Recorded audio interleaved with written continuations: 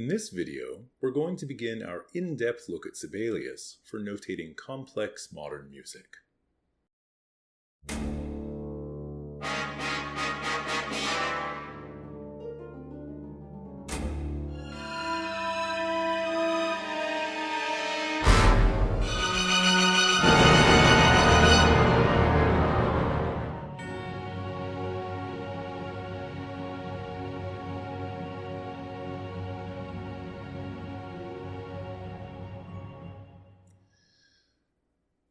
I'm comparing the leading 4 notation programs to see how well they do notating complex modern classical and film music. Today we're looking at Sibelius, a very popular piece of software now owned by Avid. Now, if you haven't yet seen the introductory video where I show you how I'm evaluating all these software packages and the variety of notation I'm trying to write in each program, then you might want to click on this link up here. In this video, which will be both a review and a tutorial, I'll give you a brief introduction to how Sibelius works and the 2 different workflows for entering a score into the program. Then in the next video, we'll talk about specific notational challenges and how I accomplished them, or didn't, in Sibelius. And in the 3rd and final video, we'll look at Sibelius's playback capabilities with and without Note Performer, create parts with cues, import and export MusicXML from other programs, discuss various unique features of the software, and of course, we'll talk about that all-important factor, the price tag.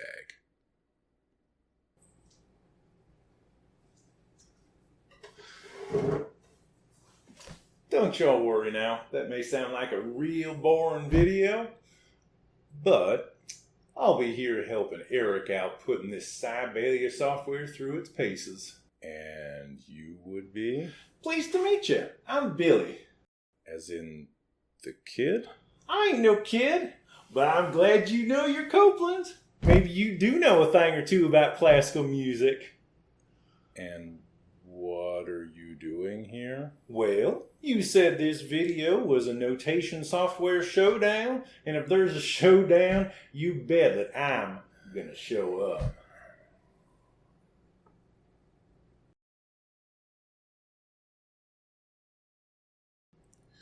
First, we're going to discuss the user interface layout in Sibelius as well as basic note entry.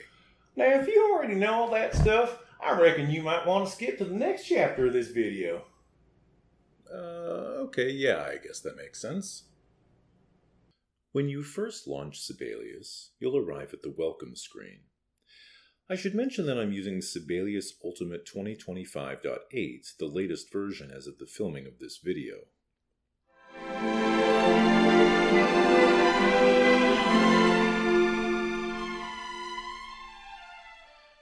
One rather odd thing that I noticed right away is that Sibelius plays the same little snippet of music every time I launch it. I'm not sure why, perhaps it's just so that you can verify that your audio setup is working properly, but it has sent me scrambling for the mute button more than once. The launch screen is fairly standard. It allows you to watch some tutorial videos, create a new score from various pre-built templates, open a recent score, import a score from various sources, or see some recent-ish updates from Avid. For now, we're going to create a new orchestral score with triple winds.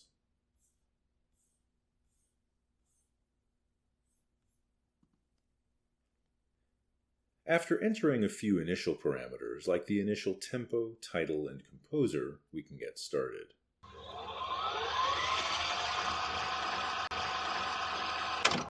Sibelius uses a ribbon-style user interface that was popularized by Microsoft starting with Office 2007. It's divided into various sections that allow access to the variety of features available. Occasionally I was confused about where to find certain types of notation. For example, Accelerando is under Notations.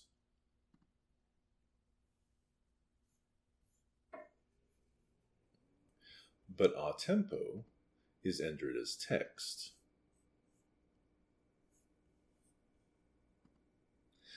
But for the most part, it's fairly easy to figure out where the notation you're after is located. Perhaps the most important part of the user interface is this little keypad window. It's divided into several sections that have various types of common notes, beam, articulation, or accidental in them. Each of the buttons corresponds to a key on your numeric keypad. For example, a quarter note corresponds to 4. If you're on a laptop, you can go to Preferences, Command, on Mac, and choose a laptop-friendly set of keyboard shortcuts. Now looky here, partner. If you're going to be spending a bunch of time with this notation program, you'll need to take this here numeric keypad and shove it into the side of that there laptop. Thanks, I think. Anyway, let's start entering the first bar of the harp part at the beginning of my test piece, called Which Shall I Choose, using the keyboard. Harp? Don't you want a guitar instead? No, I do actually want a harp. Okay, boss, whatever you say. After navigating to the appropriate place in the score, we hit N to start entering notes. As you can see from the keypad display, we hit 5 to enter a half note. I'll hit D to enter a D. That's an octave higher than I'd like, so I'll hit Command down or Control down on Windows to transpose it down an octave. Now we want to tie this chord to the next one. On the numeric keypad, that's the Enter key. On a laptop without a keypad, you'll need to use Option V or Alt V on Windows, which is a little bit inconvenient to be honest, and it's a key you'll be hitting quite often. Then we'll hold down Shift to enter another note in the same chord and hit D to input the D an octave above the lower note. Since the lower note is tied, Sibelius automatically ties the upper one too. To advance to the next note, we'll hit the right arrow. The note we want to tie this to is an eighth note, and as you can see from the keypad window, 3 corresponds to an eighth note. So we'll hit 3, then enter 2 Ds as we did previously. Similarly, we'll hit 2 and enter the following 2 16th notes. The first one has a flat, so we'll hit the 9 key and type A to enter an A flat. Now, that's an octave too low, so we'll transpose it up an octave, then enter the D. Now, I haven't quite figured out why, but even though the previous A flat is closer to an upper D than the lower D, it still enters the lower D for some reason. So we'll have to transpose this up an octave too. Next, we want to enter a tuplet, but we want to start on the upper staff. We'll navigate there using Command Option Up or Control Alt Up on Windows. It went to the closest place on the previous staff, which in this case was the whole rest, but we want to start the tuplet on the 4th beat, so we'll enter a half rest and then a quarter rest. To enter a rest, you select a duration as if you're entering a note, but instead of typing the note name, simply type 0, and a rest of the current duration will appear at the cursor position. So we'll hit 5 to select a half note, then 0 to enter the half rest, and then 4 and 0 to enter the quarter rest. Now we need to enter a tuplet. Sibelius offers handy shortcuts for entering everything from duplets to 9 tuplets by hitting Command 2 through Command 9, or Control 2 through Control 9 on Windows. Although you can enter any number you want and access other options by clicking on Note Input, and then up here on Triplets, then Other. In our case, the tuplet we want to enter is a 9 tuplet of 32nd notes. So we'll select the rest, hit 1 for 32nd notes, followed by Command 9, and Sibelius will create an empty 9 tuplet for you. Then we'll enter the notes.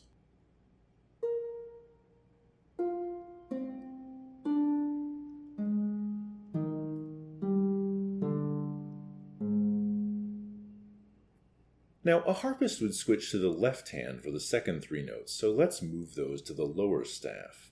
We'll go ahead and select those notes by clicking on the first note, then hitting Shift right twice to select the next 2.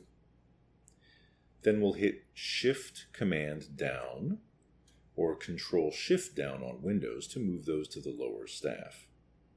Pretty ugly, yes, but we're not done yet.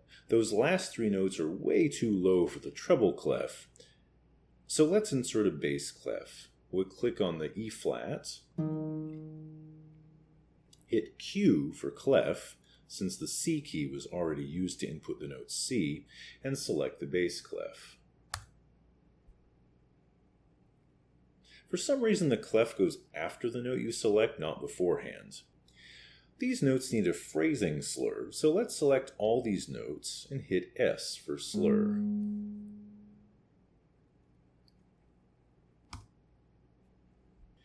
And here we'll arrive at our first problem. Sibelius doesn't support cross-staff slurs. If you want that, you'll have to manually adjust the endpoint of the slur. So let's delete this small slur and adjust the large one.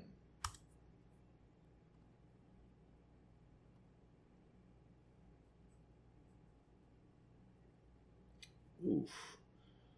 Well, as you can see, it can be rather difficult to adjust the slurs exactly the way you want them unless you turn off magnetic layout, which we'll talk more about later.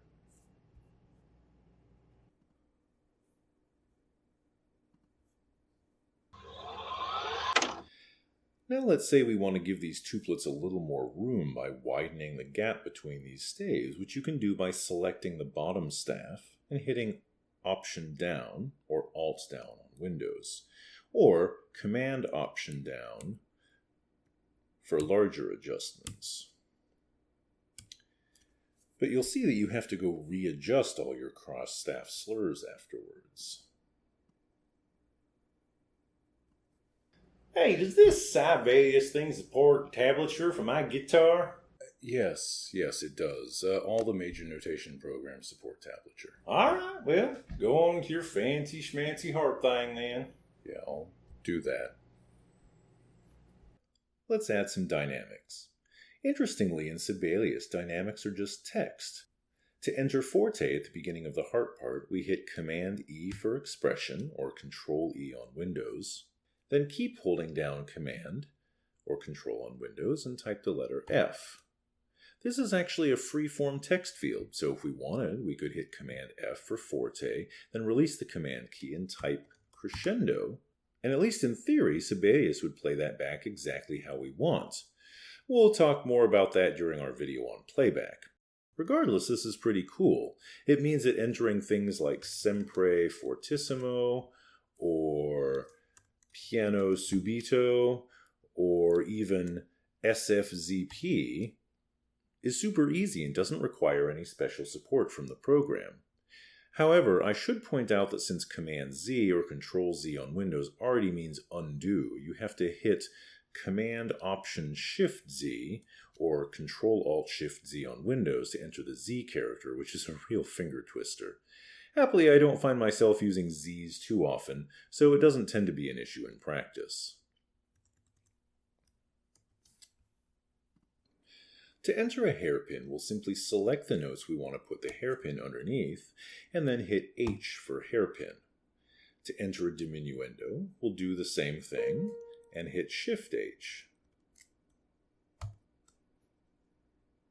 And if I select the note in between, and enter a new dynamic, say fortissimo, then you'll see that everything lines up really nicely due to Sibelius's feature called magnetic layout. This is a really great feature that I've only seen in Sibelius. If I enter some dynamics in the bass part, and then insert a new dynamic underneath the first note, you'll see that the hairpin moves so that everything is lined up nicely. If I select one of the dynamics, you can see these little gray lines that indicate what is connected via magnetic layout, as well as some gray copies of the dynamics that appear in the spot where those dynamics would be if magnetic layout were not active. Now, this can be a blessing and a curse.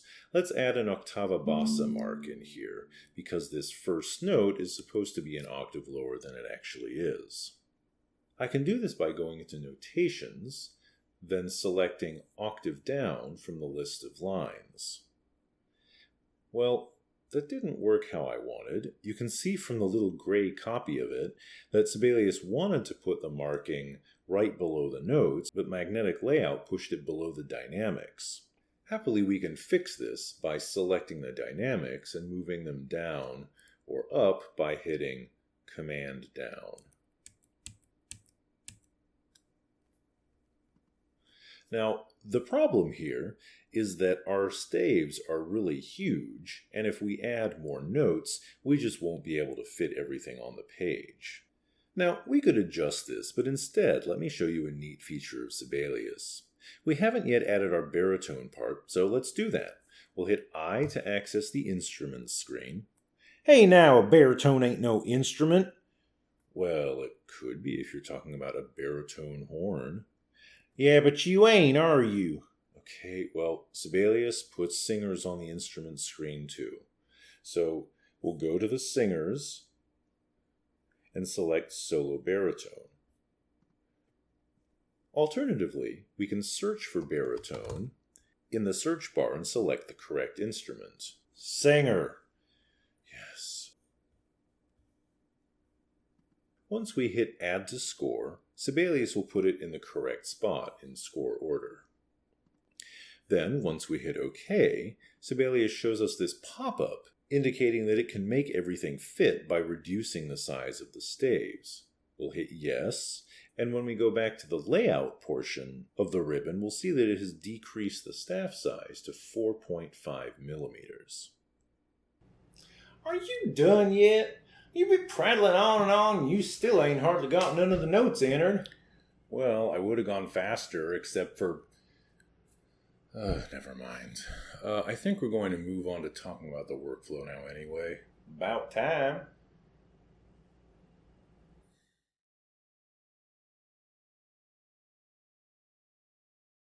There are two different workflows that you can use with Sibelius. First, I'll talk about the new workflow that Sibelius is heading towards. In February 2025, Sibelius announced a major new feature called decondensing. Hey, they should have called it evaporating. Get it?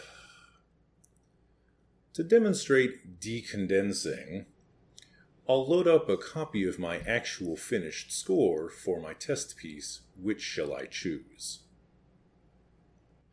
Sibelius now supports taking a single staff with two voices, like this staff for oboes 1 and 2, and automatically decondensing it into two parts. It will automatically separate out voices 1 and 2, or two notes on a single stem, into the two parts. Any music marked with a 1 player label will go only into the first player's part, and any music marked with a 2 will go only into the second player's parts. The first thing we'll do is we'll change the auto-generated player names from oboes 1 and oboes 2 to oboe 1 and oboe 2.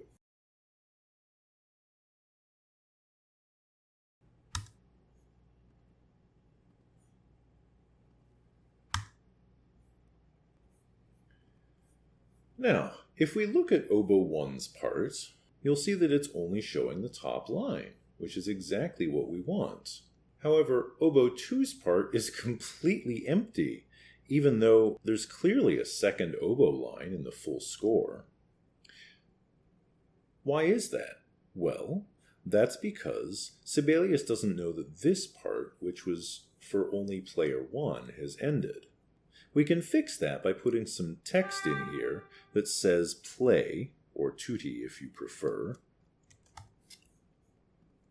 We don't want A2 because that's only applicable if the two players are playing the same line. Once we do that, you'll see that oboe 2's part appears with the lower line.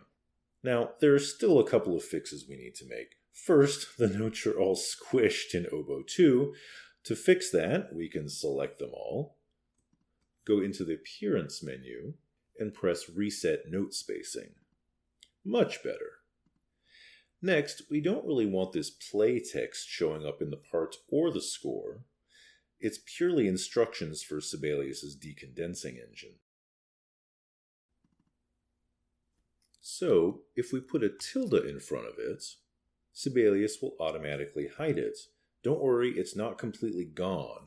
If we go to the View menu and turn on View Hidden Objects, we can see that it's still there and we can interact with it if we need to. Now, we do want this player label 1 to show up in the score, but not in the part. So we'll go into the part and hide it by hitting Command-Shift-H or Control-Shift-H on Windows. But you'll see that if we go back to the full score, it's still visible. The great thing about this new decondensing workflow is that if you change the music on the condensed staff, Sibelius will automatically update the parts. This is such a huge time saver. I can't tell you the number of times that I've manually condensed 2 parts, then changed something on the condensed staff and had to go make the corresponding changes, or worse yet, completely forgot to make the corresponding changes in the individual parts.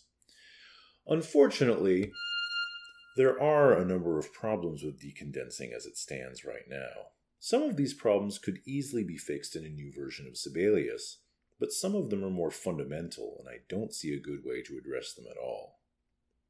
First, let's talk about the problems that could easily be fixed. As you can see from the button right here, in the Parts menu, it only supports 2 players. However, it's very common to condense 3 or even 4 players onto one staff. Now, Sibelius does support up to 4 voices on one staff, so it seems like a logical enhancement to allow 3 or 4 voices to be decondensed as well. Another problem is that if you put 1 in the middle of a measure, the rests that should fill up the measure don't appear in the second part, and there's not a great way to add them. Next, let's talk about these plosives in the flute. Even though they're assigned to voice 1, they appear in flute 2's part, which means that I have to go and hide the text manually. Furthermore, it doesn't combine the multiple bars of rest into a multi-measure rest. In addition, some notes aren't present in flute 1's parts because I put notations of 2 FLZ and 2 ORD in the full score. Sibelius interprets these as meaning that only the second player should play rather than as playing techniques that are for the second player only. Now, I can go and manually unhide these in flute 1's part, but it's yet another thing that you're going to have to check for manually to ensure that Sibelius hasn't hidden music from a part that it shouldn't have. Yet another problem is here in the horn 3 and 4 parts. I've marked certain lines as 3 or 4, which means that only horn 3 or horn 4 should be playing, but Sibelius only understands 1 and 2. That means that this line still appears in the horn 3 parts. Now, it's certainly possible to define new text directives that indicate that, say, 3 means upper voice only.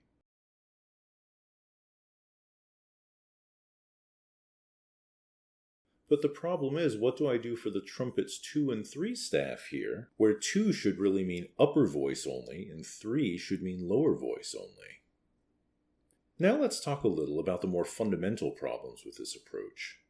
First, if you look at most large, professionally engraved scores, the condensing strategy changes for instruments several times throughout a piece. Here's the score to Holst's The Planets. If you look at this page from Venus, the bringer of peace, the clarinets in B-flat are all on one staff. But if you go to the next page, the first clarinet gets its own staff, and the second and third remain on a different one, and 2 pages later they go back to the original layout. So in this case, how are you supposed to decondense the clarinets? They change staves partway through the piece. The other problem I see is more for playback. It's very common to condense the bass trombone and tuba, for example, onto a single staff. So in this case, what is the instrument for that staff? Well, you'll have to decide whether all the notes on that staff should play back as a bass trombone or as a tuba. And of course, those instruments sound very different. Y'all keep complaining so much about this here new workflow in Sibelius. Seems like you don't want people using it. Well, yeah, you're right. I mean, admittedly, they just introduced it a few months ago, so it's understandable, but there are enough problems and limitations with it that I just don't think it's ready for prime time. Yeah, I sure as heck wouldn't want half the notes to be missing from my guitar part. What, you mean you can actually read music? Of course I can read music. Who do you take me for? Yeah. Anyway, well, let's talk about the old workflow with Sibelius, which at least for now is the one I'd still recommend.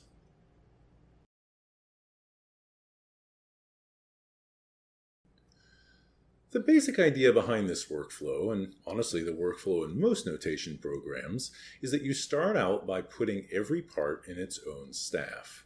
So you would have the 3 individual flute staves, 3 oboe staves, 4 horn staves, and so forth. After the piece is complete and finalized, you've proofread the parts and everything looks perfect. Then you condense or reduce, to use Sibelius's term, multiple staves onto a single staff and clean up the results. Finally, you hide the individual instrument staves in the score. Let's see how this works in our example piece. In this score, as you can see, I have a separate staff for every instrument. Now, I can select the oboes 1, 2, and 3 staves, then go to the Note Input menu and hit the Reduce button. Notice that I can select as many staves as I want. I'm not just limited to 2. Sibelius asks me whether I want to use an existing staff, but in this case I want to create a new one. I'll call it Oboes. Now let's look at how it did. As you can see, it condensed the parts very nicely, although it left out the player labels for some reason. Here, only the first oboe is playing, so it should have a 1 player label. Let's go ahead and add that.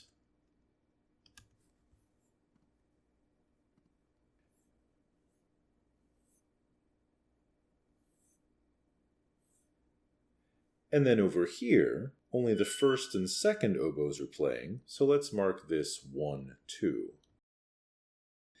Next, let's go over into the Layout tab, click on Focus on Staves, and deselect all of the individual oboe staves.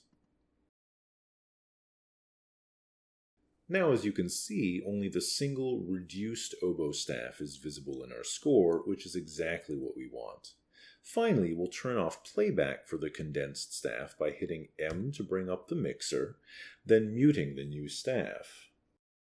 And that's it. One big caveat with this approach is that the original staves and the new staff are not linked at all. If you make edits to the reduced staff, you have to ensure that you manually make the same edits to the individual staves. And although reducing staves like this works well in general, there are a couple small problems that we'll talk about. Let's try condensing the horns. In this case, since I want the horns in a particular configuration in the score, I'll add the staves manually first, and then condense onto those staves. So, let's add a horns instrument, and then add an additional staff below it for the same instrument. The upper staff will be for horns 1 and 2, and the lower staff for horns 3 and 4. Now let's select the staves for horns 1 and 2 and hit the Reduce button.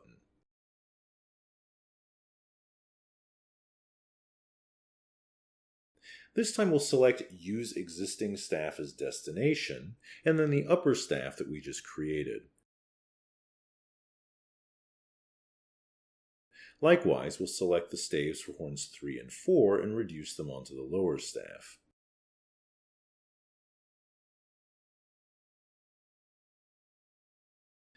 Let's change the clefs at the beginning so that the notes are a little easier to read since we're in concert pitch.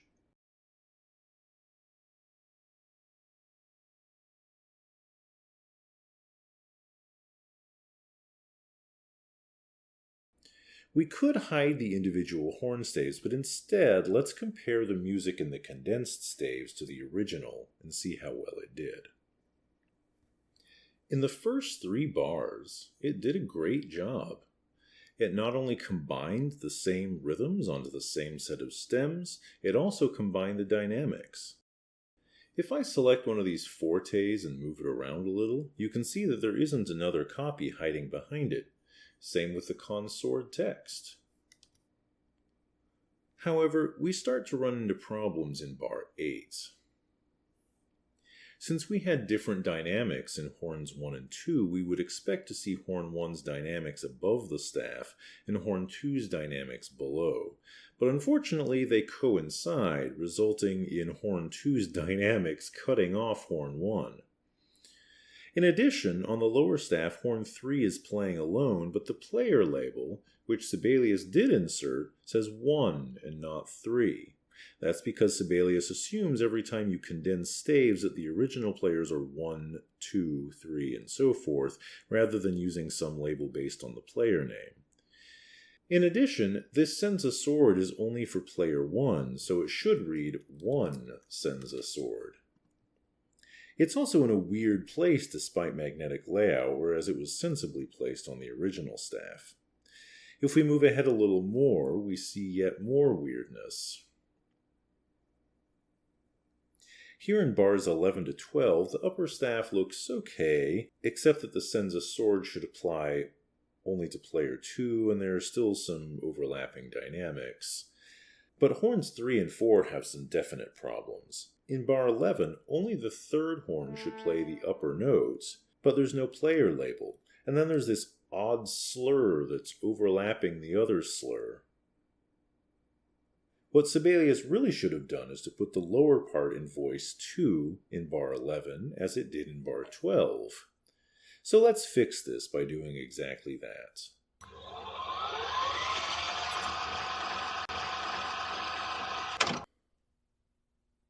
Now we can hide the individual horn staves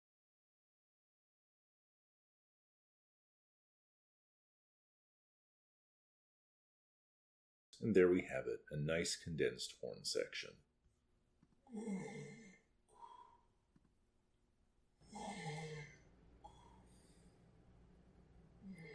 Billy. Billy. Billy! Oh, yeah, well, huh? Oh, sorry, I must have dozed off with you prattling on for so long there. Anyway, I'm not sure that second workflow you showed us was any better than that there evaporating thing earlier. Decondensing. And yes, it was a little less work, and it was definitely less error prone. Alright, partner, you say so.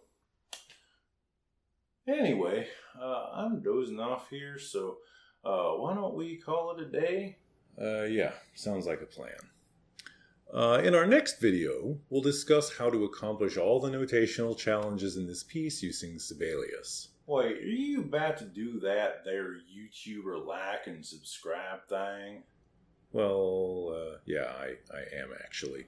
If you enjoyed this video, please like it on YouTube to help others find it. And if you don't want to miss the next video in the series, do consider subscribing so that you get notified when it comes out.